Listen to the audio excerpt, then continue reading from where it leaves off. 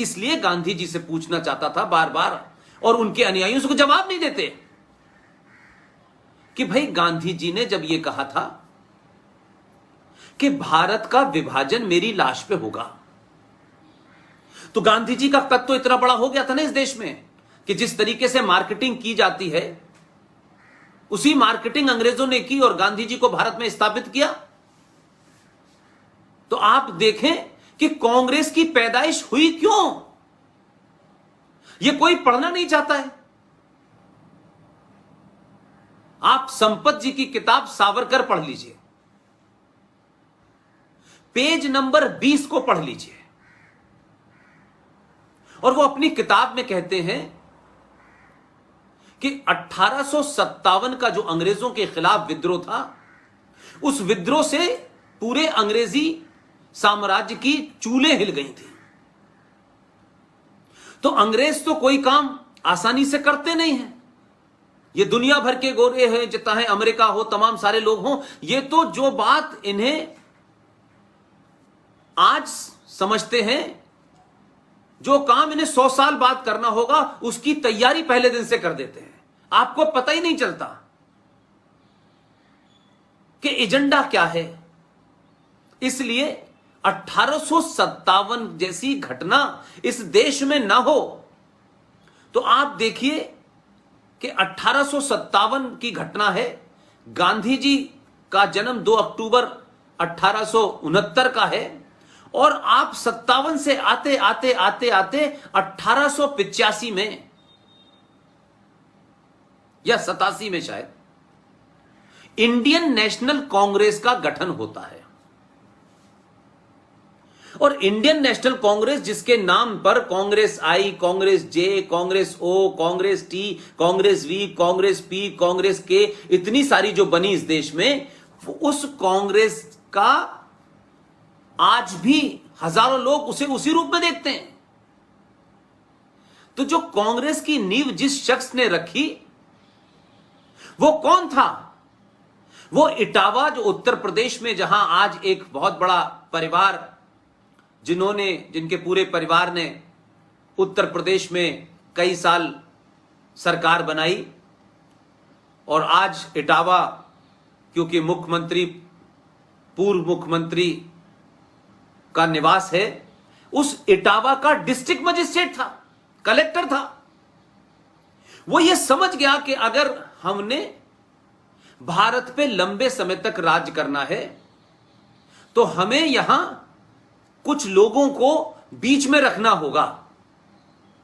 कहीं ऐसा ना हो कि ये उग्रता हमारे हाथ से निकले और जब सामने कन्फ्रंटेशन हो तो बीच में एक बफर जोन के तौर पर कोई पार्टी, कोई संगठन हो जो उस वायलेंस को, जो उस उग्रता को किसी तरीके से हमारे तक न पहुंचने दे। इसलिए इंडियन नेशनल कांग्रेस का जन्म हुआ और A.O. ह्यूम साहब उसके अध्यक्ष बने। उसमें एनी बेसेंट भी बनी, उसमें कई अंग्रेज बने, हंटर भी साहब बने, बहुत सारे लोग बने उसमें। तो आपने देखे कि बनी थी कांग्रेस क्यों?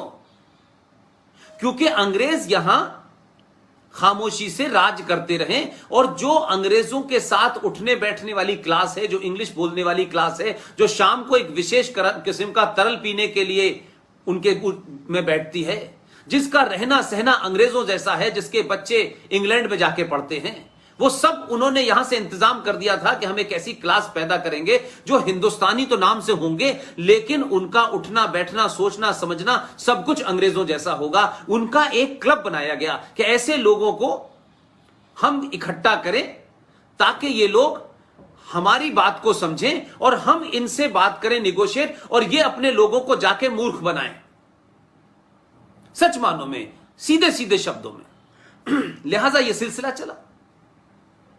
तो 47 आया, 47 के बाद की घटनाएं देखें तो मेरा सवाल यह था कि गांधी जी ने अंबेडकर जी के पास जाकर के तो धरना रख दिया, सुभाष चंद्र बोस के सामने धरना रख दिया, लेकिन गांधी जी ने यह घटना कहीं क्यों नहीं मिलती कि गांधी को जब यह पता चल गया था कि भारत का विभाजन होने वाला है, अगर यह पता चला होगा तभी तो उन्होंने यह कहा कि भारत का विभाजन मेरी लाश पे होगा। तो मुझे बताएं, उनको यह पता भी चल गया था कि कौन करना चाहता है? ऐसा तो नहीं हो सकता कि गांधी जी को पता ना चला हो, गांधी जी बहुत युवावस्था में हो, ऐसा तो हो नहीं सकता।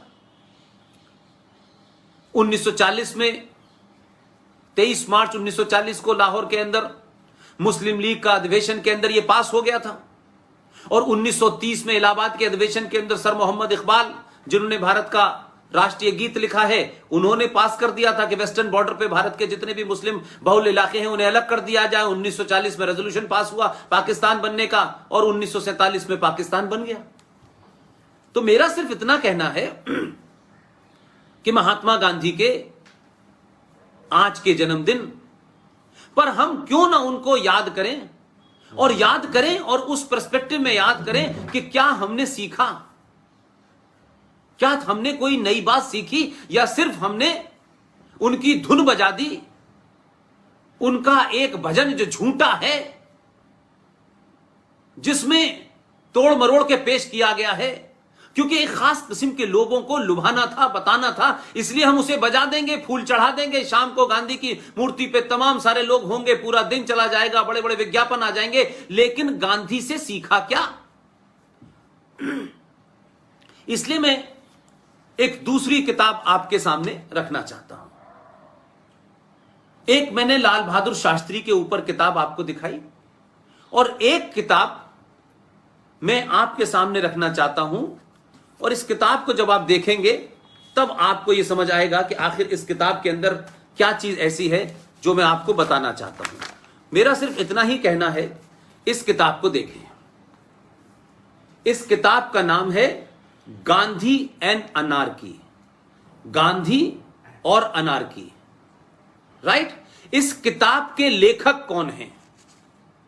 इस किताब के लेखक के बारे में आप जब जानेंगे तब आपको पता चलेगा। आपका नाम है सर सी शंकरन नायर, राइट? ये इस किताब के लेखक हैं। अब इस किताब के लेखक के बारे में आपको जो मैं बात बताना चाहता हूं वो भी जरा धैर्यपूर्ण सुन लीजिए। और ये क्या है?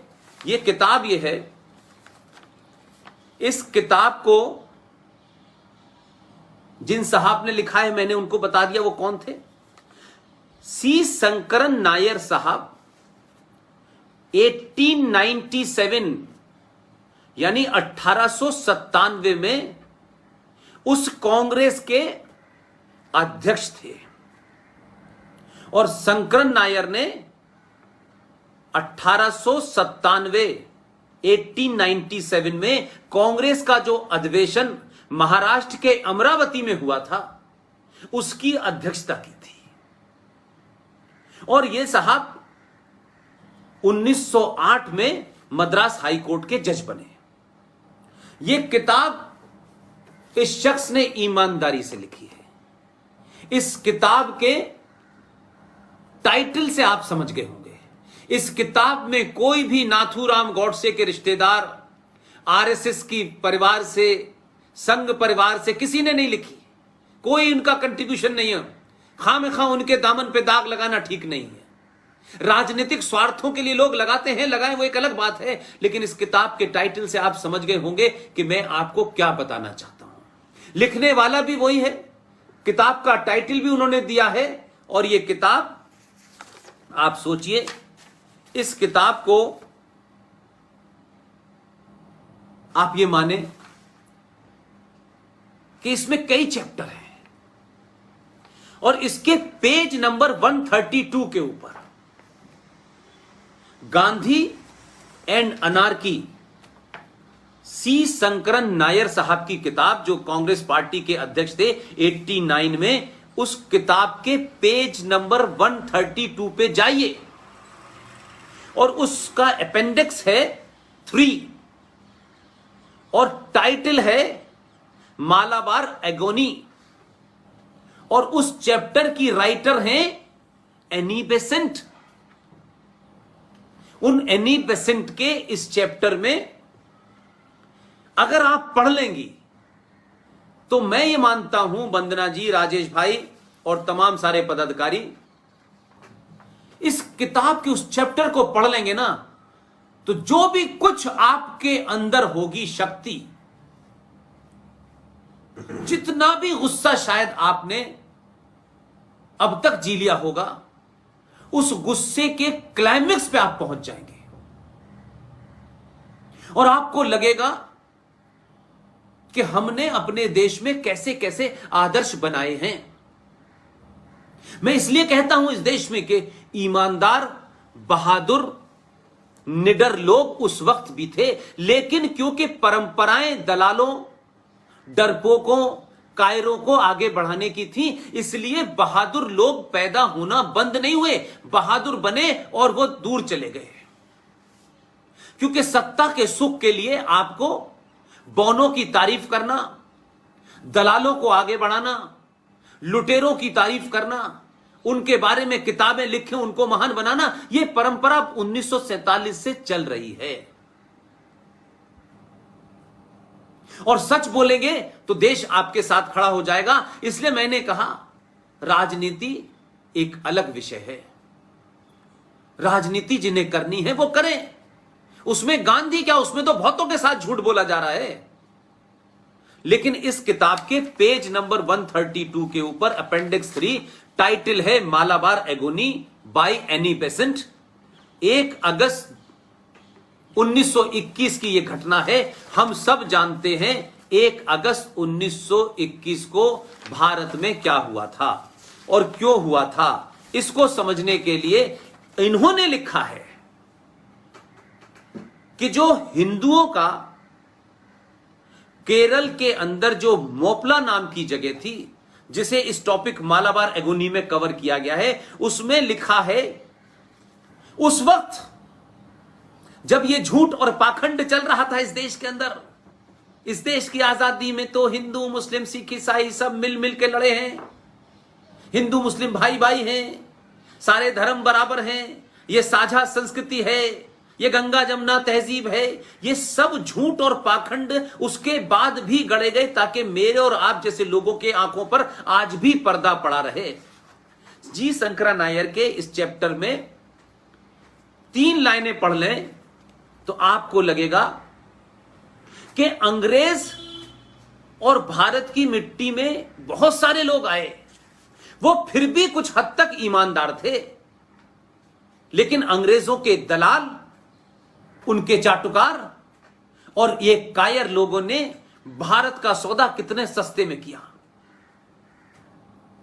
हजारों साल की परंपराओं को तहस नहस करके अपने राजनीतिक स्वार्थों के लिए जो नैरेटिव अच्छे लगे, उन नैरेटिवों को हजारों साल की परंपरा के ऊपर स्थापित कर दिया, चाहे वो झूठे ही थे।